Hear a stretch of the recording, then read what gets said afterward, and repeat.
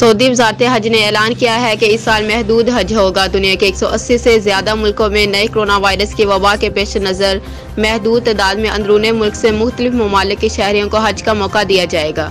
दुनिया भर में 5 लाख के करीब वायरस से अमवात हो चुकी हैं और 70 लाख से ज़्यादा लोग कोरोना से मुतासर हैं। वज़ारत हज ने बयान में कहा कि कोरोना की वबा के माहौल, दुनिया भर में वायरस के फैलने के खतरात और रोज़ बरोज़ दुनिया भर में मुतासरीन की तादाद में इजाफे के पेश नज़र तय किया गया है कि इस साल हज में अंदरूनी मुल्क से मुख्तलिफ ममालिक के आज़मीन को महदूद तादाद में शरीक किया जाएगा। बयान में कहा गया कि यह फैसला इस बुनियाद पर किया गया है कि हज महफूज सेहत माहौल में हो, कोरोना से बचाव के तकाज़े पूरे किए जाएँ, आज़मीन हज की सलामती को यकीनी बनाने के लिए समाजी फासला बरकरार रखें और इंसानी जान के तहफ़्फ़ुज़ से मुतल्लिक़ इस्लामी शरीयत के मकासद पूरे किए जा सकें। रिपोर्ट उमैर इस्माइल, सऊदी अरब।